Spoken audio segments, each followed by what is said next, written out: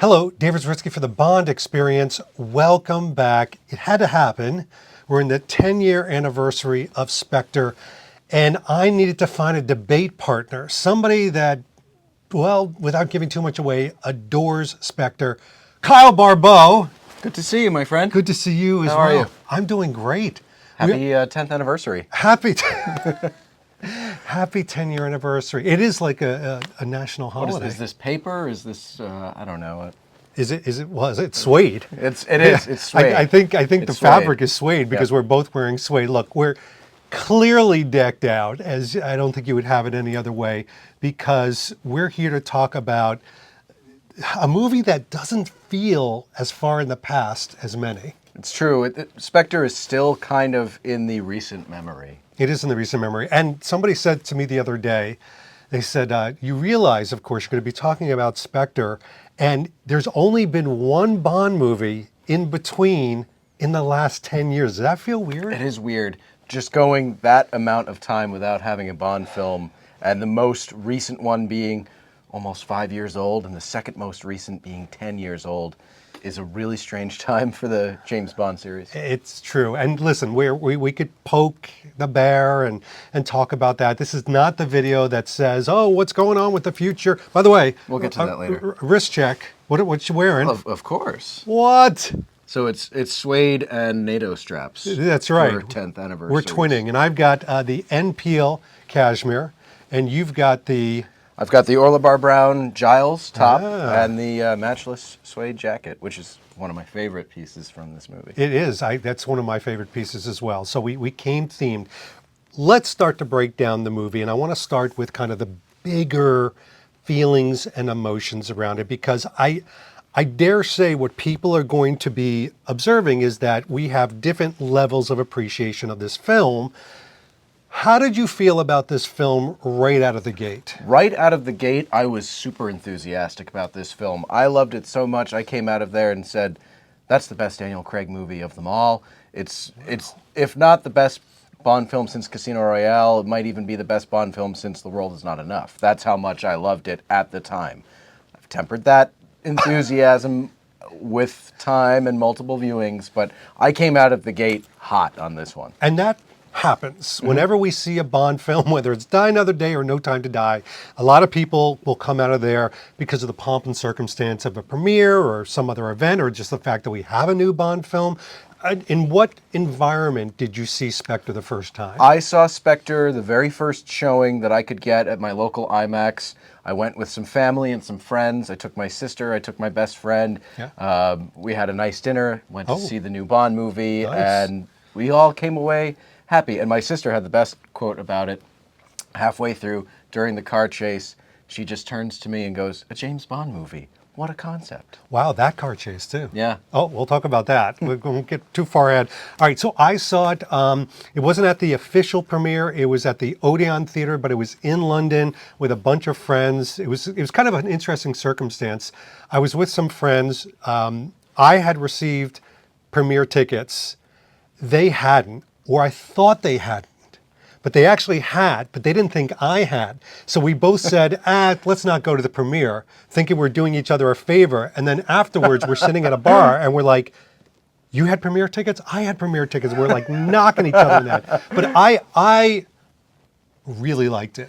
I came out of the gate so happy with it. And it wasn't until, of course, as forensic scientists that we are, I started to dissect things and break it apart. And, you know, we are guilty, if nothing else, of influence from data. And the data usually comes in the form of our friends, our spouses, others, reviewers. And of course, I take it all in weeks afterwards and I'm like, Spectre, But I'm here to say 10 years later, it has grown in my appreciation, and I think we'll break that apart. But there may be some debatable moments here. Certainly. There are things that I don't like about this film. Ooh. We will get into that. It's not perfect, Okay. but it's a James Bond film, and that's why I love it. All right, and we're going to explore that, because that's not just your quote. That's a famous director's quote, which we're going to get into. We'll get there. Yeah, we'll get there. All right, so I've already prepared a couple of different essence. We're going to walk through almost from a chronological standpoint. We have to start with blackness, and boom. That guttural Day of the Dead moment where you feel the heavy bass, and then suddenly you're in Mexico City. Talk to me about the pre-title sequence. First off, it's the best Daniel Craig gun barrel. It's the Oh, one time they got it mostly right. The swinging gun arm, we can quibble about that, but right. they finally gave us the gun barrel where it belongs, shot the way it's supposed to look. Immediate satisfaction. It's the only one that looks right. Yeah. So that right off the bat made me happy. Yeah. Then we're transported to Mexico City in this huge, sweeping one shot that just looked amazing in IMAX. It was like being inside the film. It was really impressive cinematography. The color grading, maybe not my favorite, but the location was so intense. And right away, you see James Bond off to the lower right-hand corner, and you can pick him out right away out of this huge crowd of people. Sure. Just by the way he's standing. Like, there he is. There's James Bond. We've got a couple of masks and things behind there and Day of the Dead type stuff. I have to agree with you. So first of all, a couple things I love about the pre-title sequence. The color gradient never bothered me until months later when everybody started talking about the urine filter. This... It doesn't bother me. It still doesn't bother me today. I've seen color corrections, and yes, I think it looks better without it. But this whole film seems to be awash in this, and I don't know. I can walk away from that totally fine.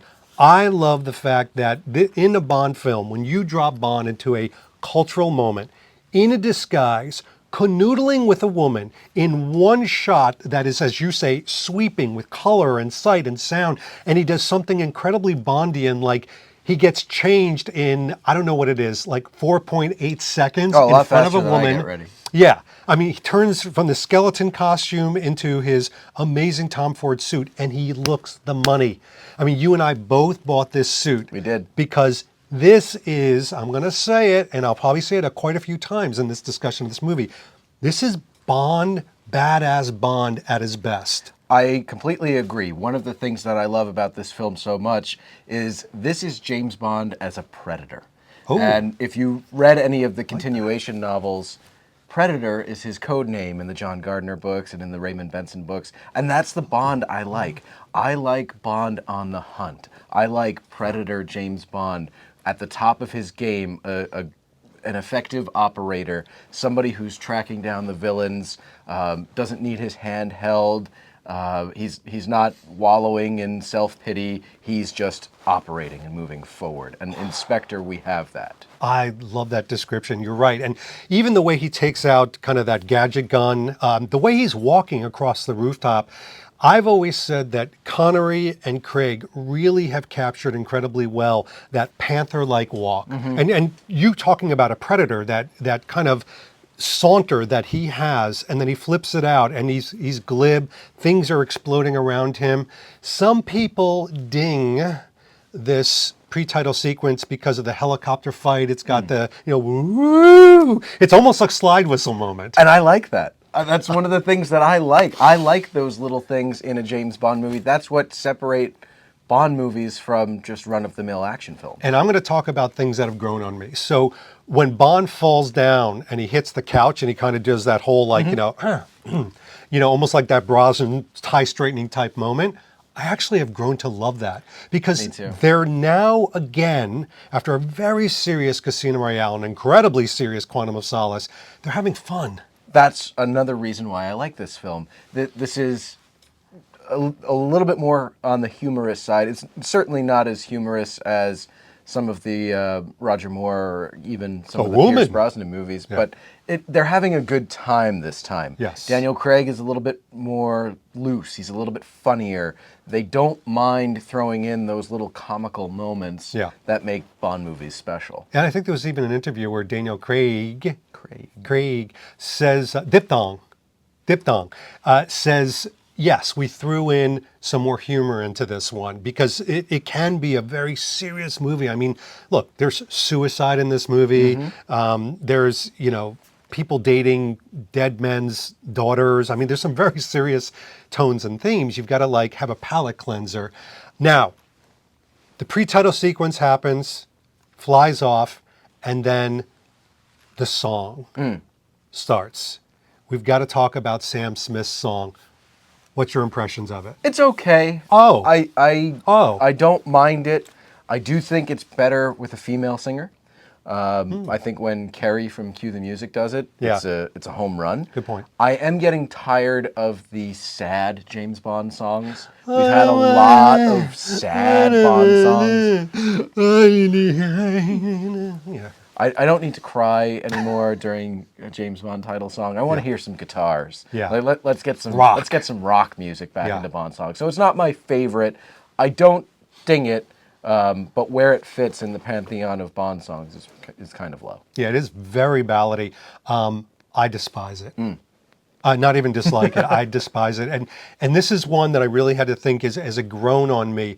I love how Sam Smith, I believe, bragged that he did this in 10 minutes. It was the first recording. Like all these things he's bragging about, I think is a reason to shush Sam Smith. Do multiple takes. And I don't like his like screechy, like, The falsetto voice. Yeah. It's kind of like drunk karaoke. If it is, and if I have a track of Bond tunes, this is a skip for me. And that to me is very telling. I don't mind the visuals. Right. I think the visuals are kind of interesting. The octopus. There's a couple of strange visuals for me in the opening credits where, like, you see Blofeld's eyes, but it doesn't look like Christopher Waltz. It looks like somebody else. I mean, I don't know. What did you think about the visuals? One of the interesting things about this title sequence is most of the Bond title sequences, a lot of the classic ones, there are a lot of naked ladies and gyrating, dancing women as presented as objects of sexual Thank desire. you, Morris Binder. It's fun to watch. It is. In this one, James Bond is the naked figure presented as an object of sexual desire.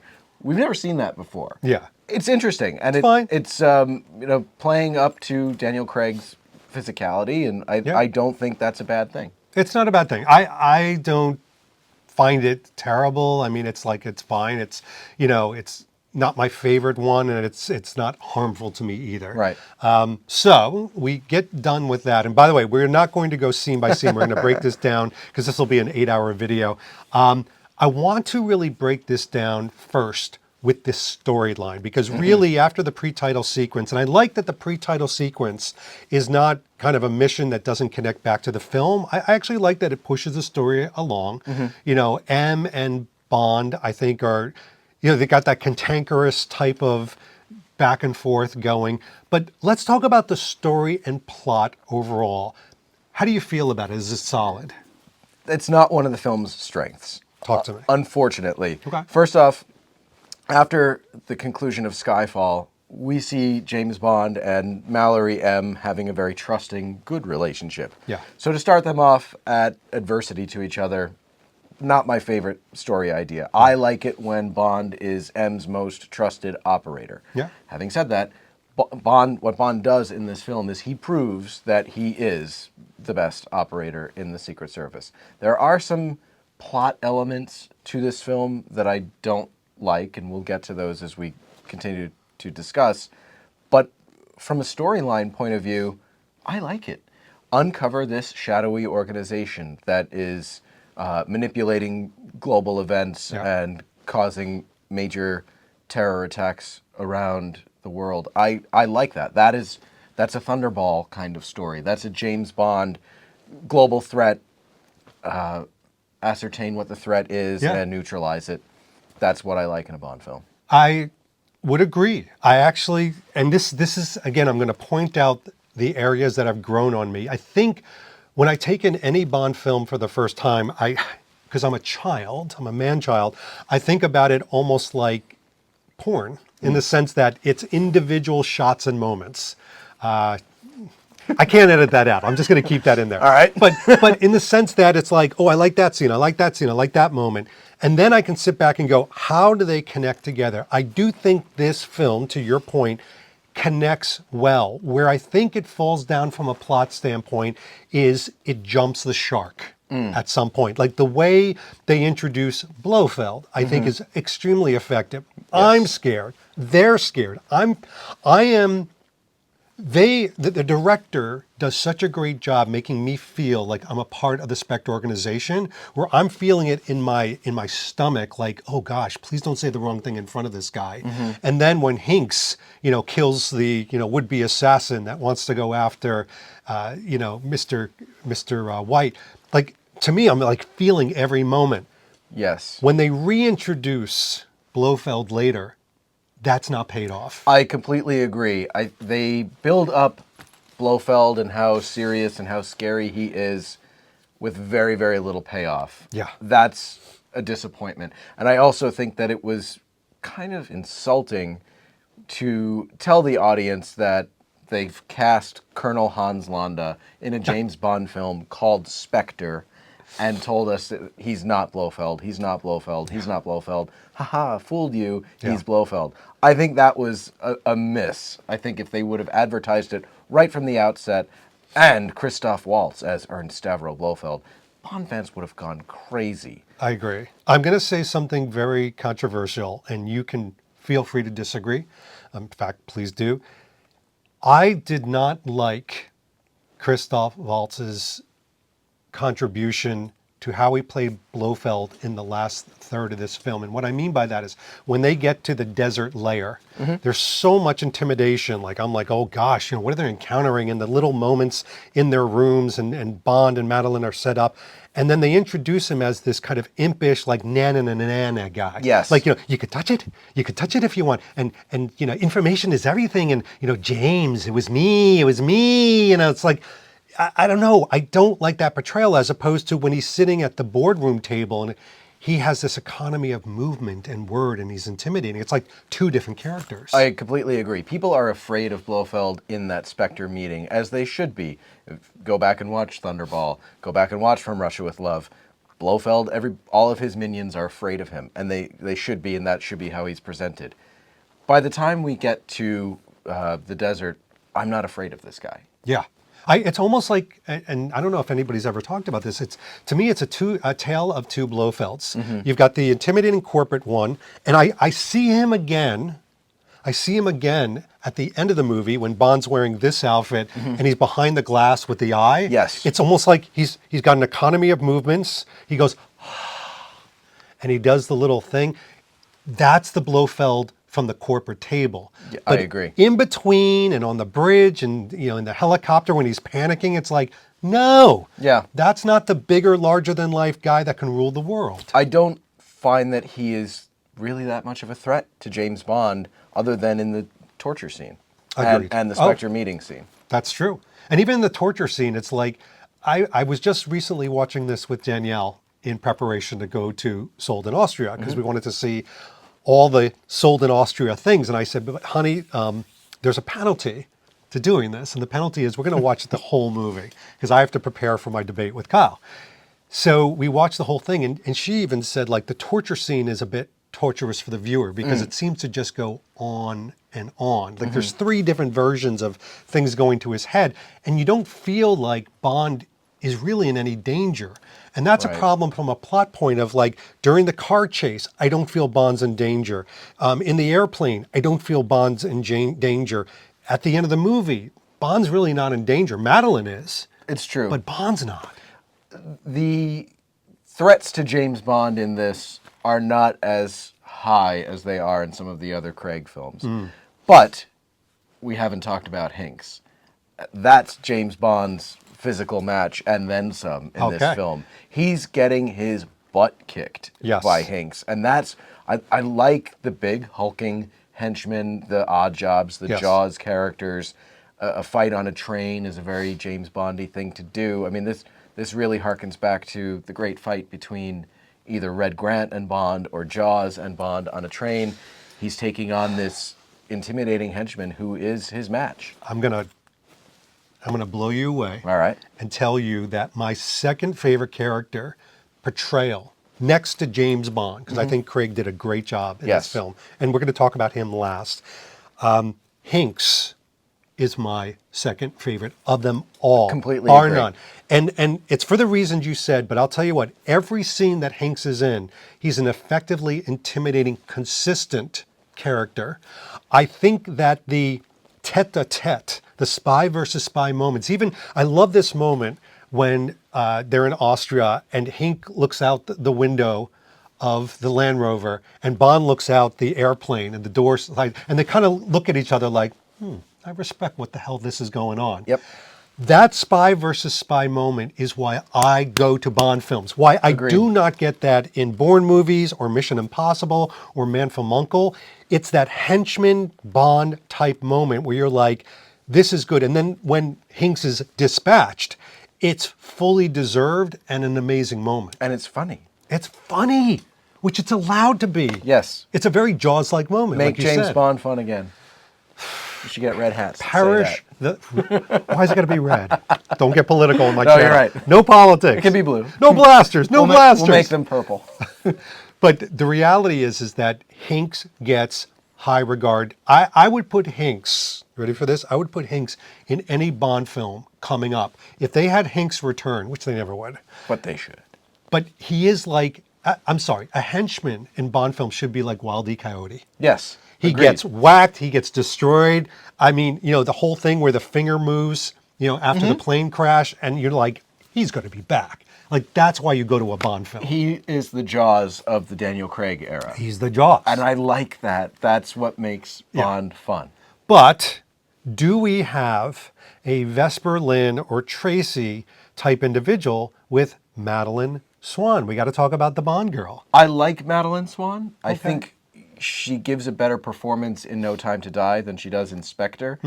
I think that the romance is a little fast. They fall in love very quickly. Yes. They fall into bed. I think I buy that. I buy falling into bed together after going through the fight, and there's all that energy, and it needs to go somewhere. So I totally buy them falling into bed. The I love you part, that's unearned to me. So this is a really interesting perspective, and this is why I'm calling this a debate. This is a single man's point of view. How old are you? 37. Okay, and I'm 57, so I'm 20 years your senior. But young at heart. Young at heart, old at heart. It's true. You should see it. It's just his edema and it just everything is just in bad shape. So I love that you said the energy. Of course, after a lot of energy, you have sex. As a married man of 57, after a lot of energy, you're taking a nap and putting your hand down your pants. That's probably These true. are different points of view. That's probably So true. I looked at that and I thought that is a hysterical, over-the-top Bond moment. Mm-hmm. And I don't mind it because I'm there for the audacity of it. But if you had served up that moment in Casino Royale after Vesper Lynn and Bond were on the stairwell fight, I would have actually said that was corny. Because Casino I Royale agree. has this more serious ribbon where Spectre, I feel, has fallen back, in the best way, by the way, has fallen back to the fun of the 70s and 80s. Yes. James Bond moments where you can have sex right after you almost lost your life. I do think that that's what makes Bond films fun. Again, it's right back to, this is the second time I've referenced it, The Spy Who Loved Me. They have the fight on the train with Jaws. Jaws gets chucked out the window, and Bond falls into bed with Anya. The same thing happens here. And the way that Madeline Swan and James Bond look at each other and just say, well, what do we do now? Yeah. You know where it's going. You know where it's going. And it's fine. Yeah, the I love you part. So here's my thing, though. So two things. I 100% agree with you. No Time to Die. Madeline Swan is a character, but also the actress's performance, I think, was better. Yep. I think in Matera, when they're in the car and boom, boom, boom, they're getting shot at. And she goes, James, please. And she's crying and she's got nose Snot, goo coming I know. out. That's I actually unbelievable. thought she's acted the hell out of this. She's Big doing a time. great job. This movie, I didn't find the chemistry. There was a lot of screaming. Even like her performance at the Hoffler Clinic, it was so subdued. It was almost too subdued for me. Like, that whole thing of him and her going back and forth. I do like the scene, but I like the scene for how it's written as opposed to how it's performed. Does that make sense? It does. It does. They probably could have done one or two more takes and you would have liked it better. Yeah. And I'm going to just say this too, and please, again, debate me. Fight me. The ending where Madeline kind of turns to him and says, I can't, they're about to go off to battle. And she goes, I can't follow you. I can't. I'm going to go do my thing. I'm done with you. And he goes, done with me or done with me? And he's like, okay, talk to you later. Right. And then eventually they go off in the distance and he chucks the thing. Like, none of that feels real. I agree. Just like, what are we doing here? It feels very first draft. I'm not sure that's a why, good way because to put it. I'm not 100% sold on they knew what story to tell. And we know that there were behind-the-scenes issues and there were the Sony leaks and all of that. So there were behind-the-scenes issues with this film, and they might have kind of rushed the ending. It feels very first draft. Yeah, it starts to thin out. And actually, the fun that I think they were having through the first 2/3 of the film, they start to lose it towards the bottom third. And we're still talking about plot and scenario, but as so many Bond films, I feel like the danger zone for Bond films from a plot standpoint is usually in the bottom third. It's usually agree. in the last 20 to 30 minutes of the film. I have the issue with No Time to Die. Yep. I have it with a lot of the films. Die Another Day. Die Another Day, etc. It breaks down, and I feel like this film is really guilty of this. I do like the individual moments in the latter part of this film, but not as a vehicle to tell the story. I find that most Bond films, like you said, if they have weaknesses, it's always in Act 3. Yeah. And this film What are has your that issues with Act 3 in this film? Well, I can't stand that they gave James Bond and Blofeld a shared history. Oh. These characters are not related. Brofeld. They never were. The whole Brofeld thing should not have happened. So right off the bat, that is my problem with the plot of this film. And all of the Act 3 issues stem from that. Yeah. Whether it is a personal relationship between the two of them, Bond retiring from the service to go off with Madeline, and I said I don't buy that she's his great love. I think the whole C plot line is undercooked. I think it's good, and it's something that is very relevant, but I don't feel a sense of peril. Yeah. The countdown clock, what is it counting down to? C can already monitor everybody around the world. He's been monitoring James Bond this whole time. What is the countdown? What happens when that clock reaches 0? I don't know. There's a rule in storytelling, and I use it in my pitches for work. Pixar uses it. It's called construct storytelling. And I know it sounds like I'm getting technical. Just buckle up for a second. But the whole idea that the human brain, no matter how small or large yours is, can only handle a few pieces of data at a time and extrapolate it and build it in a story around characters. So for example, Pixar will only give 2 to 3 sort of plot moments throughout the entire film that pay off together. They start off as 3 individual things, they come together. When I'm doing a pitch for work and I'm pitching to somebody that has no idea what our company's about, if I gave them as many constructs of data that are in Spectre, they would be confused. So I give them 2 or 3. Spectre, to me, is the result, this confusion of too many constructs. So you have 9 Eyes, you've got the brother thing, you've got the family, you've got the relationship with Madeline, you've got Spectre as an organization trying to take over, you've got Bond fighting with M, you've got you've got all these different things, and the audience goes, no mas. If you took the C-suite, the C story, and 9 Eyes, and the whole idea of information can be as deadly or as helpful as you want, which is a great theme. I can almost see Michael G. Wilson coming up with that, because he does. He gravitates to those things. And you acted that as the ribbon, as opposed to the relationship with Bond and his quasi-brother. Yes. Or Madeline and her father. Like, there's so many relationship, like Star Wars-y things we're trying to keep hold of. Then I would have had something to ground our storyline. But there isn't. So none of the storylines are paid off because of that. I agree. I think they should have just stuck with, there's this shadowy organization that is manipulating global events, just like the Spectre of the 1960s Bond films. Yes. And we know nothing about it, investigate it, shut it down. That's it. And that's why the writers in some of the older Bond films like the 60s, the Connery films, we love to go back to those nostalgically because of the simplicity. Right.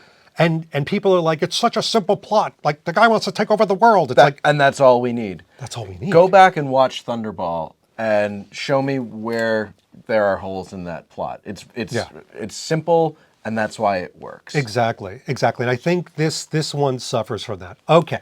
So we talked about plot line. We talked about some of the individuals. We got to talk about what I call the wonderful supportive characters. So we've got to talk about, people call them the Scooby Gang, but in this film especially, you get the Scooby Gang. You got Q, you got Moneypenny, you've got Tanner, and you've got M.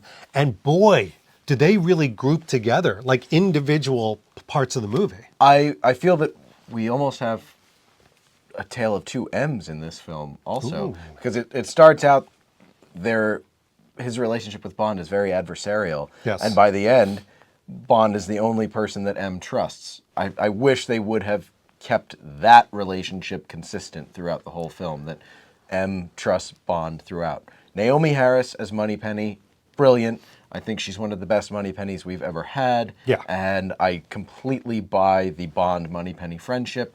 It was earned in the last film, and it carries forward into this film. So that's wonderful. Tanner,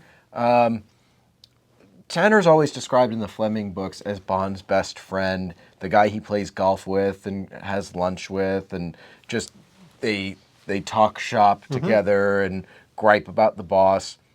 They've never really captured that in any of the films. So I do think that the Rory Kinnear Tanner and the Daniel Craig Bond, I don't see them golfing together or being lunch buddies, drinking buddies, running off to the pub together. And that's really the Bond-Tanner relationship that this film needs. So Kyle's not going to know that I'm doing this. We didn't prep actually at all.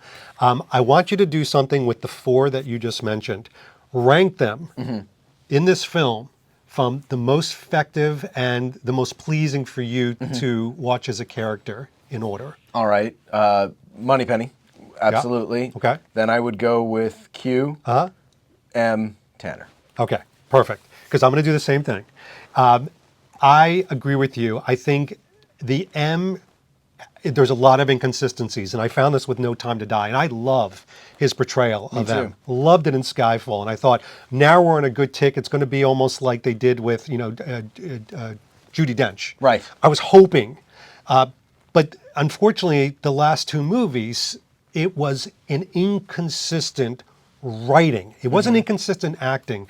So there was a weird point in the Rules restaurant where they, Moneypenny and Q come in and they're like, here's where Bond is, and we can follow him, the smart blood, and he's like, shut it down, he's on his own. And I'm like, I don't know that was the best idea to just shut it down. It's like, yeah, they're following him, but don't you want to help? And then all of a sudden in the end, they're helping again. It's like inconsistent M, not my favorite portrayal. So he goes last.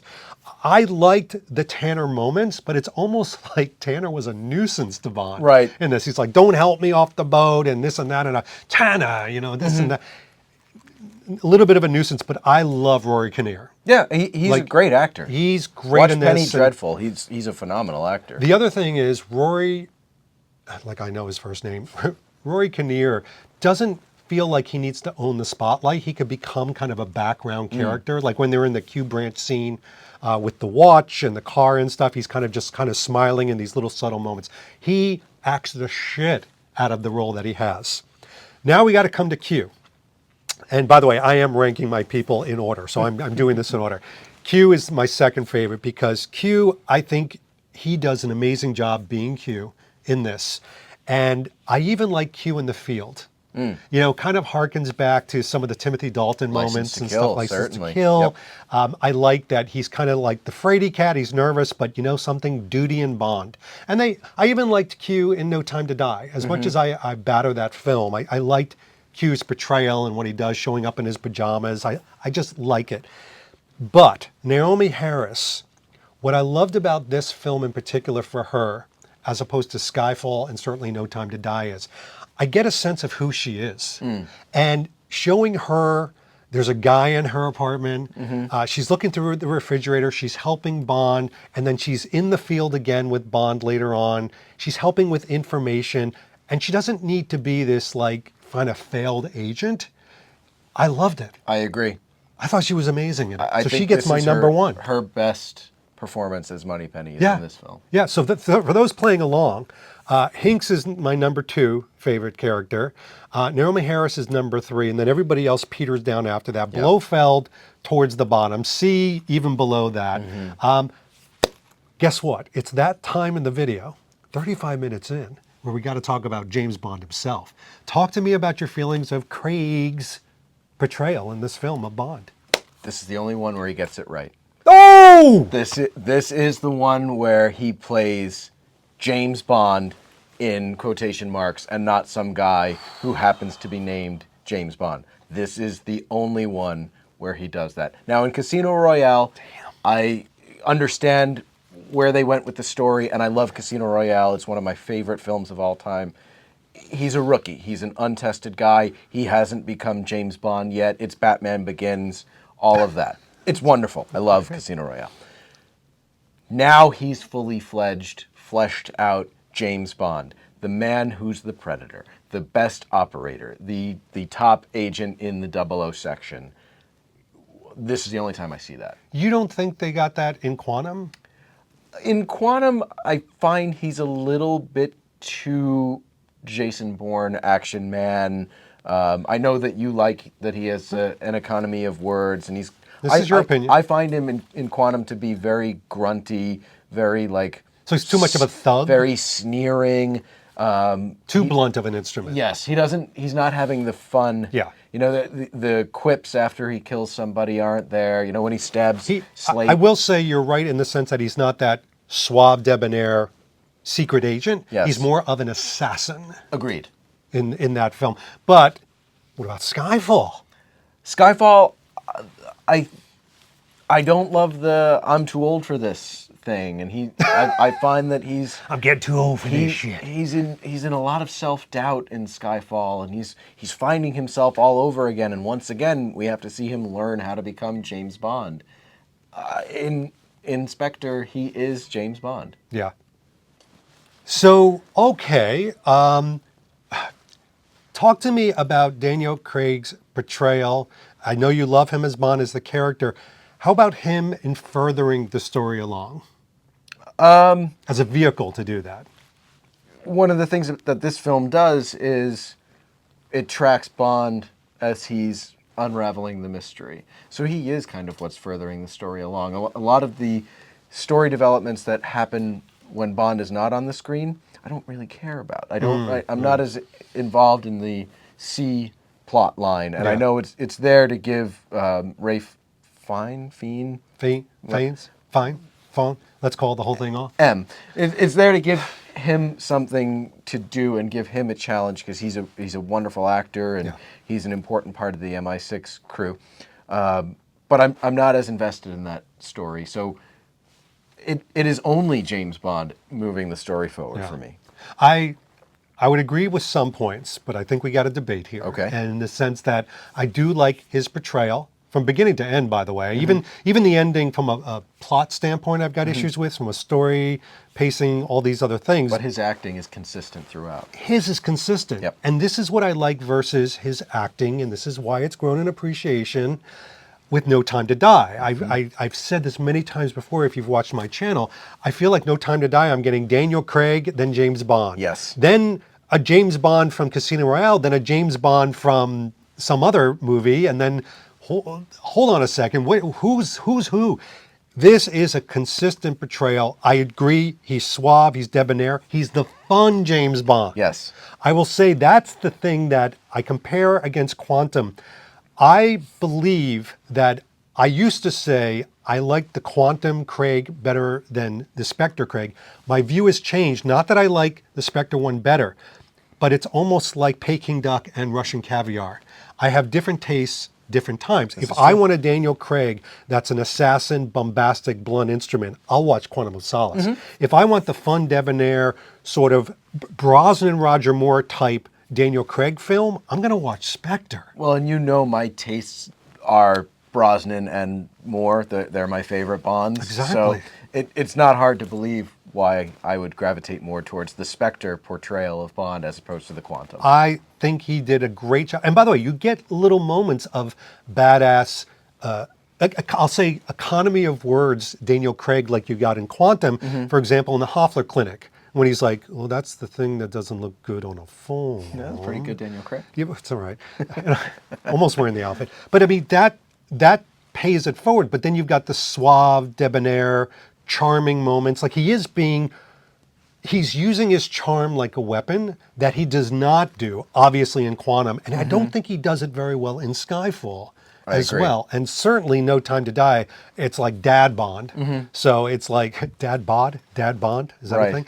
So I think, yes, I think he gets like a full, solid A- for me with his portrayal. He's James Bonding. He's very James Bondy. Yeah. He's ejecting himself out of his Aston Martin with a parachute, pops Oh. the parachute off, and just goes, "Good evening." Chef kiss. Love it. Love that. I love that. Even after kind of a mediocre, what I call, car chase. But this is the last part of the video, and it has to do with you, Okay. the viewer, because Kyle, I want to talk about, and again, none of this has been prepped.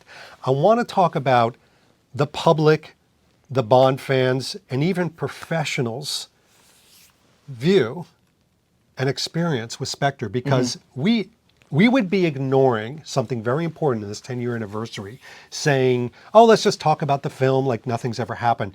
Spectre's got a bad rap Agreed. in the Bond community. When people start to rank things, Spectre kind of falls into the bottom two of the Daniel Craig arc in a lot of people. First of all, before we talk about your opinion again on this, why do you think it gets a bad rap? I think a lot of people are put off by the convoluted plot. It's a plot that has, like you said, a lot of different threads, too much information, and it doesn't really know what story it wants to tell. So I think that is part of the problem. Yep. I think Skyfall was such a huge hit, both critically and commercially, Yeah. that whatever followed Skyfall, and Quantum had the same problem following Casino, wasn't going to be looked at as favorably. Yeah. So there's that. It's that second child syndrome. Right. Yeah. And then there's the Blofeld thing, which I just think the people who went to see the Muggles, the people who went to see The normies. a James Bond movie with very minimal knowledge about, or just an average cinema goer's knowledge about James Bond and James Bond lore, the big reveal meant nothing to them. Yeah. The people like you and I, who are steeped in James Bond lore, the big reveal was insulting to them because we knew that it was going to be Blofeld, and a bait and switch was kind of ineffective, let's say. It was something that we all saw it coming, so the grand reveal did not have any weight to it. Yeah, I think here's what I hear typically, and a lot of the themes that you just said. Obviously, convoluted plot, especially the Blofeld. The third act, and kind of being a little bit muddy and dirty, and even plausibility with Walter PPK shooting down a helicopter. Oh, it's the worst part of Die Hard 3, and they copied it to do it in this movie. And then even the colorization, the fact that they felt like they reused the soundtrack, which we didn't even talk about. Like it almost sounds like the Skyfall soundtrack, just in the redo. There's all these little things, but interestingly, you and I have talked about there's a certain famous director out there who has a strong opinion of why Spectre is probably one of the best, if not the best, Daniel Craig Bond movie. Could you talk to us about that? Okay, all right. In Skyfall, you got, it's like Home Alone, all right? And you've got the old guy and the house is blowing up. That's not a James Bond movie, okay? That's like a Home Alone movie, all right? But in Spectre, he's walking through Mexico City and he's on the prowl, all right? And that's fucking James Bond, okay? So you're not doing Steven Spielberg. No, that's not my Steven Spielberg. Quentin Tarantino, right? Well, Quentin Tarantino loves Spectre. And I agree with Quentin. This is more of a James Bond film than any of the other Daniel Craig films, including Casino Royale, which again I adore, but I look at Casino Royale as like a Batman Begins, James Bond Begins. Now, and if you hear the interviews, he actually calls Skyfall Home Alone. it is. Home Alone Bond. It is like Home Alone Little bit. Bond. And I don't have a problem with that part of Skyfall. I actually enjoy the Skyfall final battle scene. But he's right. Yeah. It doesn't feel like a Bond film. It feels like something else. A James Bond film, you expect to have gadgets, and you expect to have exploding watches, and you expect to have the best secret agent in the world with the fastest car and the most beautiful woman, not a guy who's holding his boss in his arms as she dies and he's crying. That's true. It's just a different animal. It's a different attitude. It is. All right. So here's the deal. So we've talked about the different parts and pieces. Could you do me a favor? Where does Spectre rank for you in the schemes of the Daniel Craig films? Casino Royale is number one, followed by Spectre. Wow.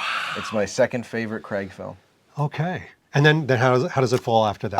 After that, I would go Skyfall, No Time to Die, and Quantum, flipping they're between duking it out between last place. Yeah, for me it's Casino Royale. I'm sorry, it just has to be I know what Quantum. it is. It has to be I Quantum. know what it is. But frankly, it used to be third would be Skyfall. Mm-hmm. Skyfall and Spectre are kind of duking it out nowadays. I mean, interesting. that's how Spectre has grown in appreciation. Obviously, No Time to Die bottom, Mm-hmm. but it's Spectre. Part of that is being in so many of these locations around Spectre. You grow into the appreciation of being immersed into Bond's world. That's one of the things that this film does so well. One of the best in the entire series is locations. Yes. I really feel like I'm in Mexico City. Yeah. The approach to Mr. White's cabin in Austria is a work of art. you feel the cold. Especially in IMAX, it was just like looking at a painting. It's gorgeous. The immersive location experience in this film, it does it better than almost any other Bond film, probably since Thunderball. I would agree. I mean, and Bond to me has to be about the locations. Now, I will say, I'll cap off this video by saying I know that this film has motivated you in a lot of way, not just by style, obviously. Very much not just style. in this discussion, but rumor has it that you, speaking of locations, have kind of a sweet tooth to actually visit one of the locations this year. I do. I would like to commemorate the 10th anniversary of Spectre. If I can swing it financially and schedule-wise, which I think I can, I would love to commemorate the 10th anniversary of Spectre by traveling to Mexico City for the Day of the Dead parade. Mexico City, what were you doing there? It was just coincidence, taking some overdue holiday. Dude, that's got to be your move. When you tell your boss, like, I got to go on vacation, that's the move you got to do. I think so. Kyle, thank you so much for this debate. was a What lot a of fun. wonderful way. I mean, there's going to be more of these type of things to celebrate the 10-year anniversary, but this was fun. Couldn't think of doing it with anybody else. Good to see you. And we didn't have any libations while we did it. Not yet, but it's just about that hour, isn't it? The day is young, yeah. And also, this has been David Zritsky for the Bond Experience. Leave your comments below. What do you think about Spectre? Where does it rank for you in the Daniel Craig era? Leave it below. In the meantime, we'll talk to you real soon. Take care. Thanks for watching the Bond Experience. If you like what you saw, why don't you subscribe to the channel by clicking this button right here. We'll keep you up on everything new that's happening in the world of Bond. And speaking of something new, here's something new just for you because we know you so well. Talk to you soon.